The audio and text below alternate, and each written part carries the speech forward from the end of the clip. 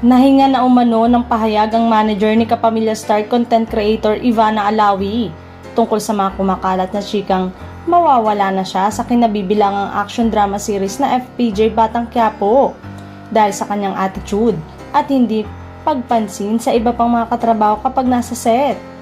Kumalat kasi sa social media ang isang screenshot kung saan mula mismo sa personal assistant daw ni Ivana nagmula ang kumpirmasyong nag-last taping day na si Ivana sa serye. Ang mga nabanggit na dahilan nga raw ay hindi mapakiusapan ng aktres na maka-extend sa taping at hindi raw kumakausap ng ibang tao maliban sa direktor na si Coco Martin.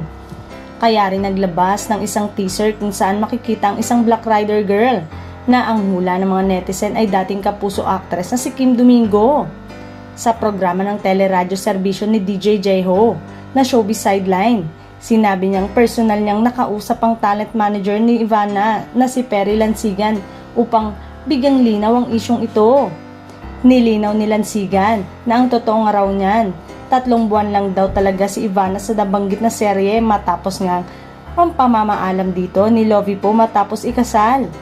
Kaya lang, dahil pumatok sa masang tambalang tanggol at bubbles ay na-extend pa siya ng na-extend. Pero sa kasalukuyan daw ay hindi na talaga kakayanin ng schedule ni Ivana ang prior commitment at taping sa Batang Quiapo.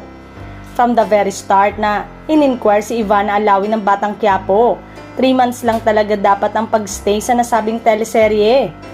3 months ang kanilang napagkasunduan.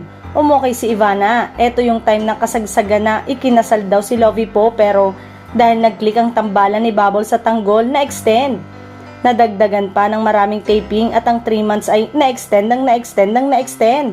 Hanggang sa hindi na po kinaya ng schedule bilang meron din pong mga prior commitment si Ivana na nauohan ng kanyang management. May mga shoots, vlog na hindi nakakayanin talaga ni Ivana, ani DJ Jeho.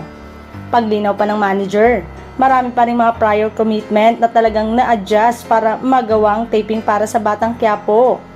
Pinabulaanan din ng manager na tapos na ang taping day ni Ivana dahil may taping para ang alaga hanggang Biyernes pa. Hindi raw totoo na nag-a-attitude si Ivana kagaya ng nakasaad sa mga kumakalat na chika.